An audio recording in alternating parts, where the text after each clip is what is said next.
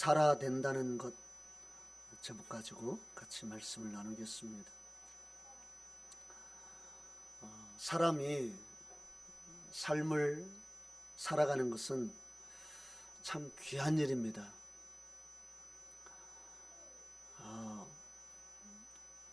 범죄하기 전 에덴 동산에서의 삶은 그것은 너무나 사는 것이 편하고 즐거웠죠. 그러나 인간에게 죄가 들어온 이후로 모든 것이 다 어긋나 버렸습니다. 삶은 불공평하고 그리고 불친절합니다. 불합리하고 불공정합니다. 뿐만 아니라 약육강식의 사회가 되어버렸습니다. 더군다나 우리가 살고 있는 이 대한민국은 더 경쟁사회로 심화되어서 사람들이 아주 마음이 많이 메말라 있고 강팍해져 있다는 것을 누구도 부인할 수가 없습니다. 아이들의 마음을 들여다봐도 강팍하고 청소년들의 마음을 가만히 관찰해봐도 그 마음이 삭막합니다. 어른들은 말할 것도 없죠. 이와 같은 현실 속에서 누군가 삶을 살아간다는 것은 여간 어려운 일이 아닙니다. 그래서 저는 인간은 삶을 살아가는 것이 아니라 삶을 살아내는구나, 이런 생각을 해봤습니다. 삶은 살아가는 게 아니에요. 살아내야 됩니다. 그 정도로 힘들고 어렵다는 거예요. 삶을 살아낸다는 것은 쉬운 일이 아니기 때문에 많은 사람들이 스스로 목숨을 끊는 경우를 많이 봅니다. 올 한 해 1월 달부터 5월 달까지 우리 대한민국에서 스스로 삶을 마감한 사람의 숫자가 6,375명입니다. 1월 달부터 5월 달까지 거의 6,500명 정도가 생을 스스로 마감했습니다. 그리고 작년에 우리나라에 이 자살한 사람의 총수가 13,770명입니다. OECD 국가 평균 2배가 되고 있다는 것을 통계가 말을 하고 있습니다. 올해는 더 늘어나겠죠. 작년보다 훨씬 더 많은 숫자가 벌써 죽었으니까. 지금 이 시간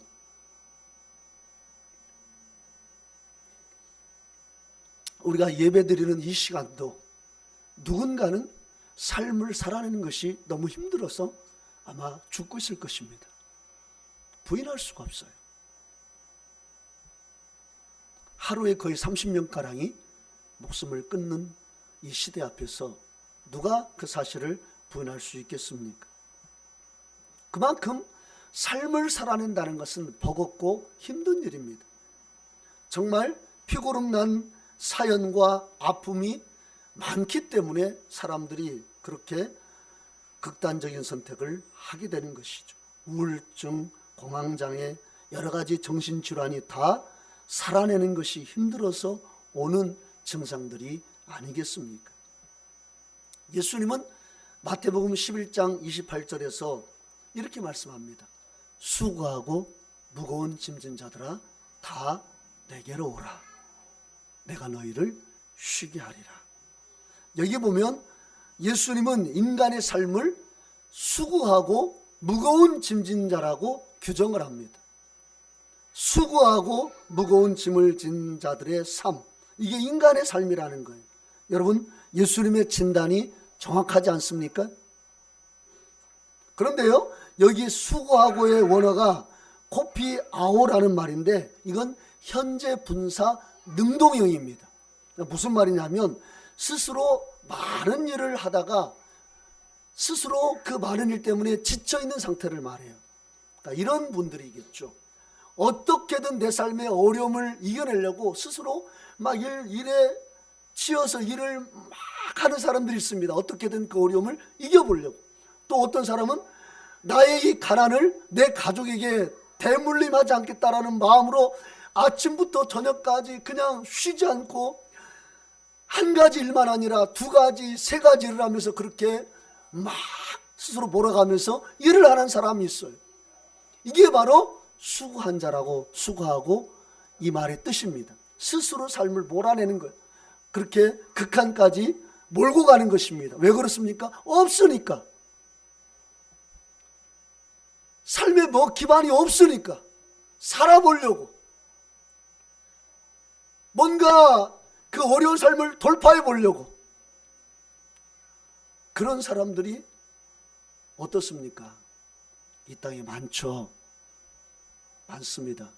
투잡, 쓰리잡 하는 분들 많아요. 수고하신 분들입니다. 스스로 자기를 그렇게 몰아넣는 분들이에요. 그 다음에요, 무거운 짐진 자 원어는 포르티조라는 말인데, 이건 현재 분사 수동형입니다. 뭘 말하느냐? 타인에 의해 무거운 짐을 짊어지고 가다가 지쳐있는 상태를 말해요. 보통 우리가 회사 생활할 때 부서에서 일을 많이 시킵니다. 내가 해야 될 일보다 더 많은 일을 시켜요. 나는 안 하고 싶은데 그렇게 몰아가요, 회사가. 근데 안 하자니, 그 일을 그만두자니 먹고 살 길이 막막해. 그러니까 어쩔 수 없이 내가 하기 싫은 일까지도 해야 되는 그 상황, 이게 무거운 짐진 자입니다.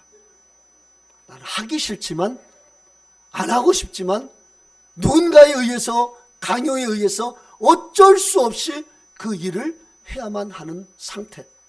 어떻습니까? 거의가 우리는 이 수고한 자, 무거운 짐진 자, 이 둘 중에 하나에 다 속해 있습니다. 그러니 인생이요, 살아낸다는 건 정말 쉬운 일이 아닙니다. 정말 어렵고 피곤한 삶이에요. 예수님께서 그들에게 말씀합니다. 네가 스스로 뭔가를 해보려고 애쓰고 지쳐있는 너희들, 그리고 남에 의해서 네가 하고 싶지 않은 그 일까지도 하면서 지쳐있는 너희들까지 내가 초청한다. 내가 초대한다. 나에게로 오라. 내가 너희를 쉬게 할 것이다. 진짜 예수님을 깊이 만나면 우리 안에 기쁨과 평안이 있는 줄로 믿습니다. 그래서 예수님이 초청하시는 거예요. 오라는 겁니다. 그런데 오늘 본문은요, 그 예수님의 초청에 응할 수 없는 사람이 기록되어 있습니다. 아무리 극도로 수고하고 극도로 누군가에 의해서 피곤해 지쳐있다 할지라도 예수님의 초청 앞에 나올 수 있는 사람은 사실 복받은 사람입니다.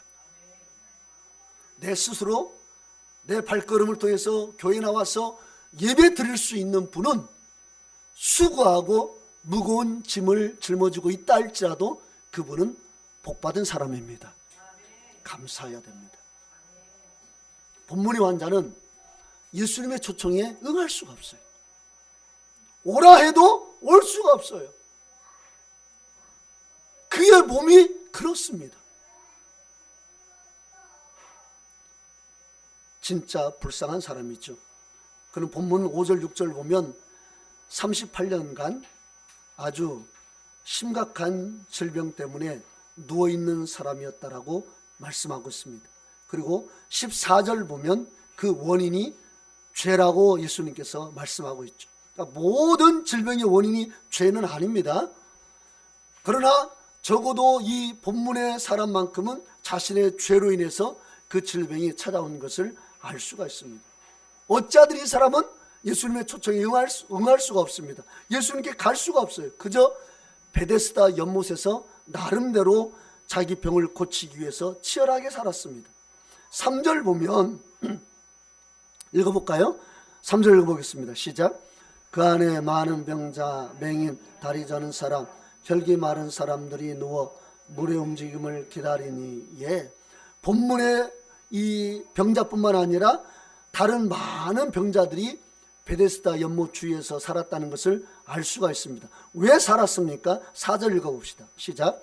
이는 천사가 가끔 못에 내려와 물을 움직이게 하는데 움직인 후에 먼저 들어가는 자는 어떤 병에 걸렸든지 낫게 되밀어라. 예, 천사가 연못에 내려와 물을 움직이게 한 다음에 제일 먼저 못에 들어가는 사람은 치료받았기 때문에, 그래서 연못을 떠나지 못하고 많은 병자들이 그 베데스다 연못가에서 살았던 것입니다.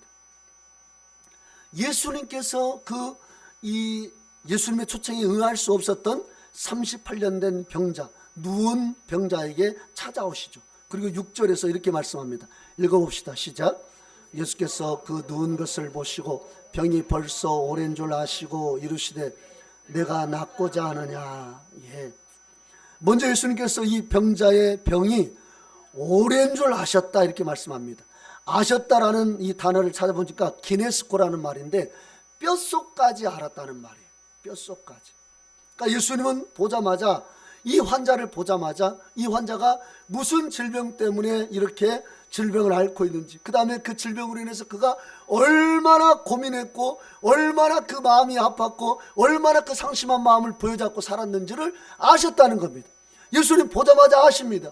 여러분이 얼마나 큰 상처가 있고 여러분이 어떻게 살았고 여러분의 마음에 어떤 아픔이 있는지 주님은 다 아신 주님이십니다. 그냥 보시면 아세요. 구구절절 우리가 설명할 것도 없습니다. 그냥 아시는 것입니다. 그러니 우리가 힘들고 괴로우면 예수님 앞에 나가야 될 줄로 믿습니다. 우리가 살아갈 때요, 사실 힘든 부분이 뭐냐면 내가 그 사람의 겉모습만 보기 때문에 참 그게 힘듭니다. 제가 목회하면서 정말 조심하려고 하는 것 중에 하나가 그 사람의 겉만 보고 판단하지 말자. 제가 늘 제 마음속에 이렇게 되뇌입니다. 그래서 에포케, 이 에포케라는 무슨 말이냐면 철학적인 용어인데 판단 유보라는 말입니다. 판단 유보. 누가 어떻게 지금 신앙생활을 하고 있는데 그게 정말 하나님 뜻이 아니야. 그런데 그걸 가지고 너 왜 그렇게 신앙생활해? 당신 왜 그렇게 신앙생활 하십니까? 그게 뭡니까? 이렇게 직접적으로 말하는 게 아니라 하나님 앞에 기도하면서 왜일까? 왜 저런 모습으로 드러나는 것일까? 그 이유가 무엇일까? 그 내면에 어떤 고통과 어떤 번민과 어떤 고민이 있길래 왜 저렇게 예배를 잘 드리고 하나님 앞에 믿음 생활 잘했던 저분이 왜 저럴까? 생각해보고 정죄하는 것이 아니라 기도로 나가는 것, 제가 중요하게 생각하는 부분입니다. 강단은요 대단히 위험한 자리예요. 강단은 보이는 것을 놓고 막 때릴 수 있는 자리입니다. 그래서 그게 두려운 거예요. 그래서 강단에서 어떻게 말을 선포하고 어떻게 접근하느냐는 대단히 중요한 것입니다. 예수님은 그 사람의 중심을 보니까 다 아는 거예요. 품을 수 있고 용납할 수 있고 받아줄 수 있고 고칠 수가 있는 거예요. 우리는 그게 안 되니까 정죄하고 미워하고 욕하고 벽을 쌓고 등을 돌리는 것입니다. 그 사람이 얼마나 힘든지 얼마나 아픈지 왜 그러는지 관심이 없으니까 우리는 그냥 등부터 돌리는 거예요. 그러나 우리가 이해가 되고 용납이 되면 길이 열리는 것이죠. 관계가 회복되는 것이죠. 많은 것이 좋아지는 것이죠. 어쨌든 예수님은 아셨다. 오래된 줄 아셨다. 기네스코. 뼛속 깊이 모든 걸 아셨다는 겁니다. 자, 모든 것을 아시는 주님이 38년 된 병자에게 내가 낫고자 하느냐? 이렇게 질문하십니다. 여러분, 세상 천지 질병을 앓고 있는 사람이 병에서 노임받기를 원하지 않는 사람이 어디 있습니까?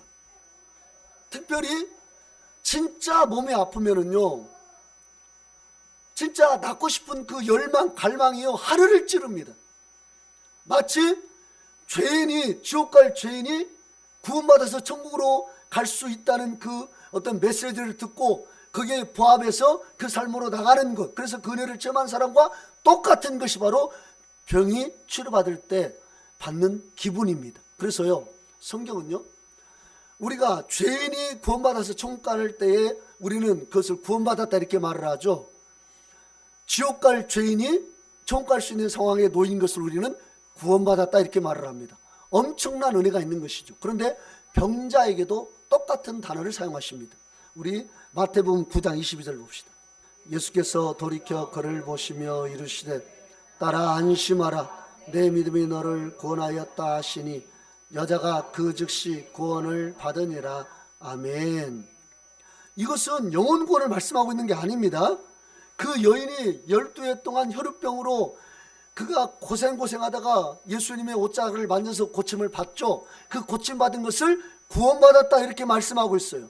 그러니까 사람이요, 아픈 사람이 그 병에서 노인받는 것은 죄인이 구원받는 것과 똑같은 그러한 은혜를 느낀단 말입니다. 진짜 그래요. 여러분, 너무나 아파서 진짜 약도 안 듣고 뭣도 안 듣는 그분이, 너무나 힘들고 고통스러운 그분이 어느 날 기도 가운데 순식간에 고침받았어요. 그럼 그건 진짜 그분은 그렇게 생각합니다. 나는 구원받았다. 진짜 나는 구원받았다. 그러니까 여기서 말하는 구원은 영혼의 구원이 아닙니다.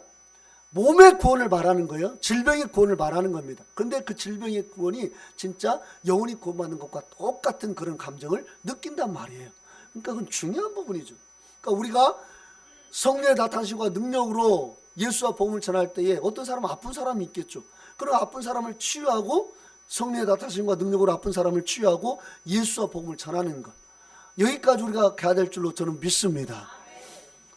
그냥 단순히 거듭나게 하는 것만 해도 엄청난 은혜죠. 죄인이 의인이 되는 것, 또 아담의 그 후손이 예수 그리스도의 후손이 될 수 있는 것, 복음을 통해서 그렇게 되는 것, 정말 큰 은혜입니다. 그러나 그것도 은혜지만 또 그 마음과 몸을 힘들게 하는 질병을 고침받는 것도 참 귀한 은혜입니다. 그것도 구원받았다라고 성경은 말씀하고 있는 거예요. 그러니까 우리는 같이 가야 됩니다. 그래서 몸도 구원하고 그 영혼도 구원받게 하는 그러한 교회가 되어야 될 줄로 믿습니다.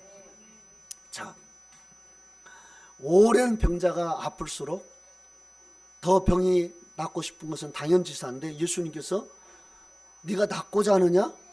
이렇게 질문하십니다. 이건 왜 그랬을까요? 단순히 병에서 고침받기 원하는 것이 아니라 예수님에 대한 믿음을 그에게 키워주는 것입니다. 예수님이 진정 너의 치료자가 될 것을 믿느냐? 이런 뜻이 있는 거예요. 그러나 병자는 어떻게 대답합니까? 우리 7절 한번 볼까요? 7절 읽어봅시다. 시작. 병자가 대답하되 주여, 물이 움직일 때 나를 못에 넣어주는 사람이 없어 내가 가는 동안에 다른 사람이 먼저 내려가나이다. 예. 이 사람은 예수님에 대한 믿음이 없었죠.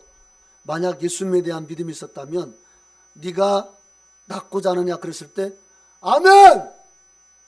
아멘! 내가 낫고 싶습니다.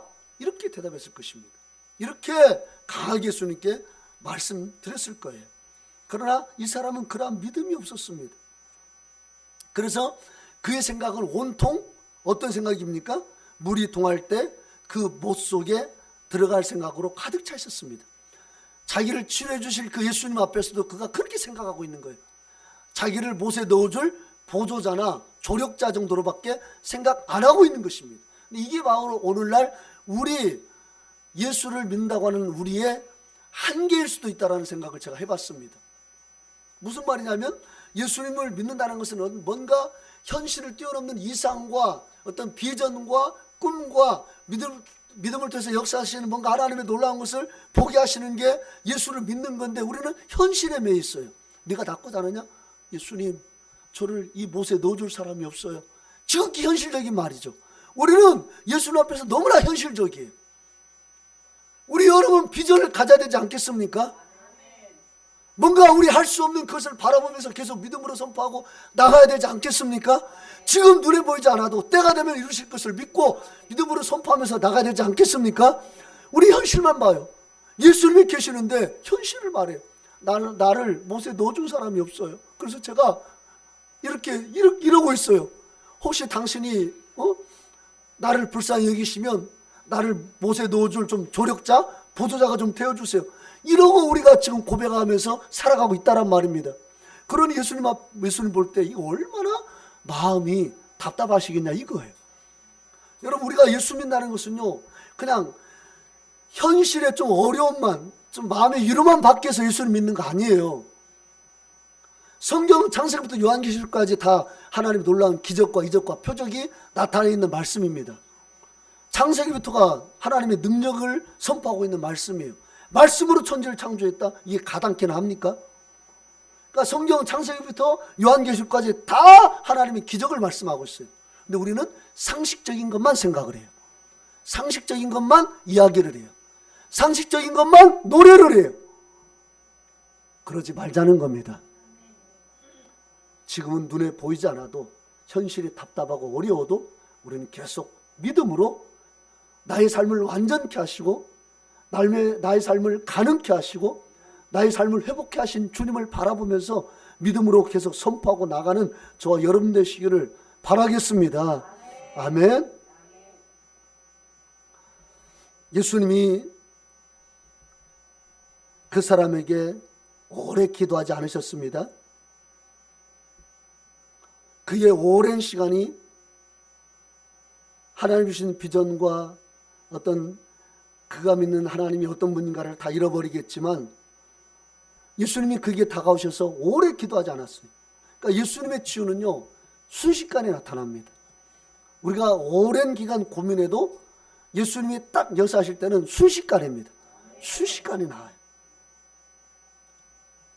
8절 보면 읽어봅시다. 시작. 예수께서 이르시되 일어나 내 자리를 들고 걸어가라 하시니. 아멘. 그냥 우리는 막 믿습니다. 주여 막 그리고 방언도 좀 하고 막 뭔가 그래야 될 것 같은데 예수님은 그냥 간편합니다. 그냥 간단해요. 일어나라. 일어나라. 이 원어가요, 에게이로 이런 말인데 일어서다, 죽은 자를 일으키다, 각성시키다 이런 뜻이 있습니다. 그러니까 우리 예수님은 죽어있는 영혼, 말라있는 영혼, 생명력을 잃어버린 영혼에게 생명력을 불어넣으신 주님이라는 사실입니다. 우리에게 생명을 부여하시는 주님이 우리 예수님이십니다. 잃어버린 믿음을 다시 소생케 하시는 분이 우리 예수님이십니다. 우리의 죽은 믿음을 각성시키시는 분이 우리 예수님이십니다. 죽은 자도 살리는 분이 우리 예수님이십니다. 일어나라! 우리 일어나시기를 바라겠습니다. 저는 본문을 통해서요, 이 본문을 제가 묵상하면서 생각해 보고 싶은 것이 있었습니다. 3절 보면 이 베데스다 연못가에 많은 병자가 있었죠. 뿐만 아니라 맹인, 다리 저는 사람, 혈기 말하는 사람들이 누워 있었다 이렇게 말씀합니다. 그리고 이 베데스다 모대에는 천사가 내려와서 물을 움직일 때 처음 들어가는 사람은 그 장애와 그 질병이 고침받았죠. 그래서 그 신락 같은 희망을 가지고 많은 사람이 이 베데스다 연못가에 모여 있었습니다. 근데 이것이요, 사실 사람 살아가는 그 사회에 이 실존과 너무나 닮아 있습니다. 이 병자는요, 사실 이 베데스다 연못가에 누워 있었지만 그가 거기서 고침받지 못할 걸 알고 있었어요. 왜? 다른 사람보다 더 썽썽하고 다른 사람보다 더 이 가벼운 질병을 가지고 있는 사람들이 많이 있었기 때문에 그가 아무리 들어가려고 용을 쓰고 애를 쓰고 기를 써도 분명히 누군가 먼저 들어갈 것을 알았습니다. 그럼에도 불구하고 그가 그것을 떠나지 못하고 38년 동안 그 자리에 누워 있는 거예요. 그것은요, 이 사회보다 더 치열한 것이었습니다. 그것은 먼저 들어가는 자가 고침받아요. 선착순에 따라서 질병의 어떤 이게 낫고 낫지 못하는 유무가 결정되는 것이었습니다. 선착순의 원리가 세상보다 더 강하게 지배하는 곳이 바로 베데스다 연못가시였습니다. 그러니까 내가 먼저 들어갔다? 그럼 나에게는 행복이었지만 옆에서 그걸 고통 가운데 지켜보고 있는 그 누군가에게는 그게 불행이었어요. 그러니까 누군가의 행복은 누군가의 불행이었고 또 누군가의 불행은 누군가의 행복이었습니다. 그것이 바로 베데스다 연못가였습니다. 우리가 살고 있는 이 시대보다, 이 사회보다 훨씬 더 치열하고 훨씬 더 각박한 곳이 바로 베데스다 연못가였습니다. 아이러니하게 그 베데스다라는 말은 자비의 집, 긍휼의 집이라는 뜻이 있습니다. 그 집은 긍휼의 집이고 자비의 집이었지만 거기에 자비는 없었고 긍휼은 없었습니다. 오직 경쟁만 있었습니다. 오직 선착순만 있었을 뿐이에요. 예수님께서 그곳에 그 예수님 초청이 응할 수 없는 38년 된 병자에게 오셨습니다. 그리고 거기에서 이 38년 된 병자만 치유해 주십니다. 물론 그 당시 그곳이 민감했으니까 그랬지만 어쨌든 간에 38년 된 병자만 치유하셨어요. 왜 38년 된 병자만 거기서 고침을 받았을까요? 왜 그랬을까요? 이 병자는 자기가 스스로 못에 들어갈 수 없고, 그래서 다른 사람이 들어가서 먼저 고침받는 것을 알고, 그리고 자기가 그러기 때문에 절대 고침받을 수 없다는 그 불가능한 현실을 알면서도 자기 병이 너무나 힘들고 고통스러우니까 그 연못가를 떠나지 못하고 있는 그 세월, 38년의 세월을 주님은 보신 겁니다. 38년간 그는요, 이 5절 보면 38회 된 병자라고 말씀하고 있죠. 이게 된이란 말이 이 에코라는 말인데, 시간을 낭비하듯이 허비하듯이 그냥 그렇게 그가 베데스다 연못가에서 보낸 세월을 뜻하는 게 아니라, 자력으로 연못에 들어갈 수 없음에도 불구하고 자기 병이 어떻게든 낫고 싶은 그 열망에 의해서 38년간 기다린 것을 의미하는 단어입니다. 그러니까 이 38년 된 병자는 무려 38년 동안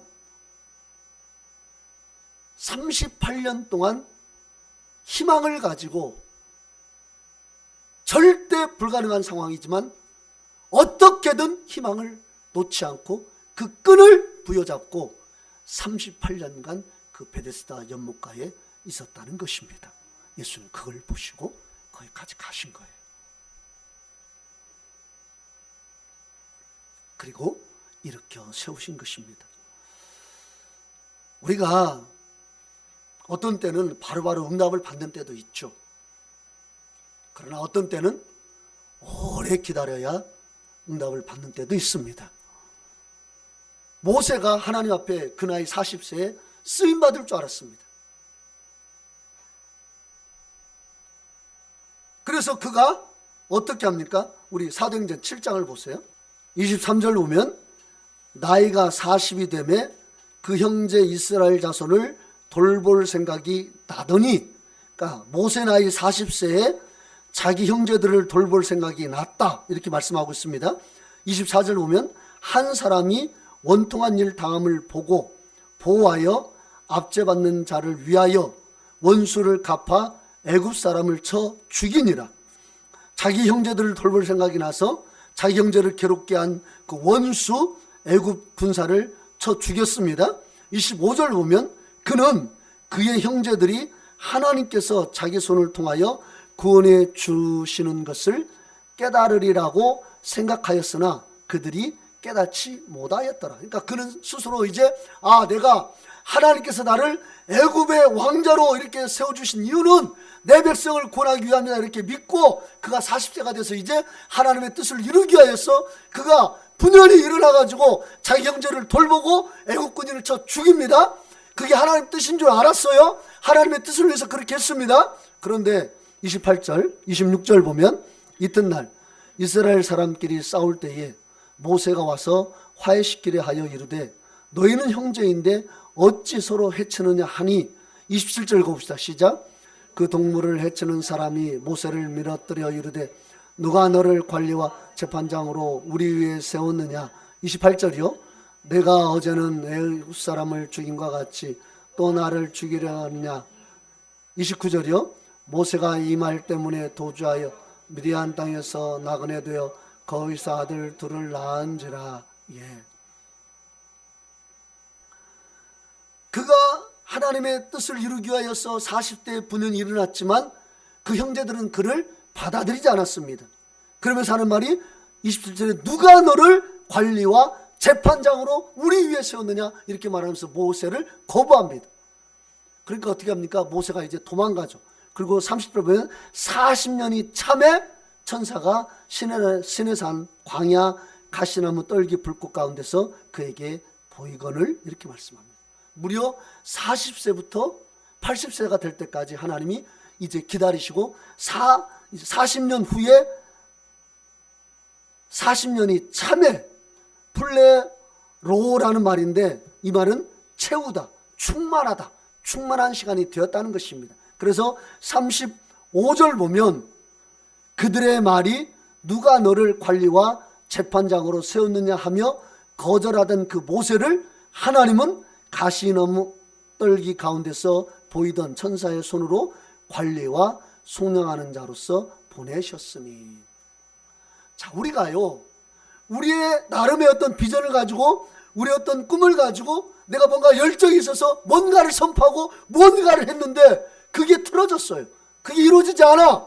나는 그게 하나님 뜻이라 믿고 믿음으로 했는데 받아들이지 않아요. 너 누구야? 너 왜 그런 일을 해? 받아들이지 않아요. 응답이 없어요. 그런데 다시 하나님이 모세를 부를 때는 그 기간이 몇 년이라고요? 40년. 40년 후에는 하나님이 그를 불러서 진짜 관리와 속량하는 자로 세워서 이제 40년간 불꽃 같은 삶을 살아가도록 모세를 붙잡으시고 이끌어 주십니다. 38년 병자. 처음에 그가 베데스다 연못에 왔을 때는 빨리 고침받을 줄 알고 그가 먼저 들어갈 줄 알았지만 그 세월이 무려 38년이 흘렀습니다. 그러나 그는 여전히 그 38년 동안 하나님의 도우심과 하나님의 그 역사하심을 기다리면서 그가 그 자리를 버티고 있었습니다. 그곳에 주님이 찾아오셔서 그의 삶을 회복시켜 주십니다. 베데스다가 자비의 집, 긍휼의 집이 아니라 예수님이야말로 우리의 자비의 집이요 은혜의 집이라는 것을 우리에게 말씀하고 있는 것입니다. 예수님만이 우리의 모든 문제를 해결할 수 있는 분이고 우리 인생을 새롭게 하실 분이 예수님이십니다. 예수님만이 우리 삶의 생명력을 부여하시는 분이십니다. 서두에서 제가 말씀드렸죠. 이 땅에 지금도 예배드리고 있는 이 순간에 누군가는 삶을 살아내는 것이 버거워서 그렇게 스스로 목숨을 끊었을 것입니다. 지금 이 순간에도. 그래서 누군가는 그 현실 앞에서 그 가족들은 울부짖겠죠. 왜 우리 가족에게 이런 일이 있어야 되나? 아마 지금도 여기저기서 그런 어떤 이 많은 울음소리들이 들릴 것입니다. 여기서는 아니더라도 다른 곳에는 그러한 비참한 현실들이 펼쳐지고 있을 거예요. 이 살아내야 되는 사실, 살아내야 되는 그 삶의 현실 앞에서 우리에게 필요한 것이 무엇입니까? 예수 그리스도입니다. 예수 그리스도요. 살아내기를 원하시고 살아내야 되잖아요. 우리는 이 땅에서 삶을 살아내야 되는데 나로서는 가능하지 않아요. 나로서는 늘 그 정도 수준밖에 이룰 수가 없어요. 나로서는 진짜 내가 살면서 받았던 상처와 내 삶의 모든 정황이 그것밖에 오를 수 없고 그것밖에 이룰 수 없는 상황이에요.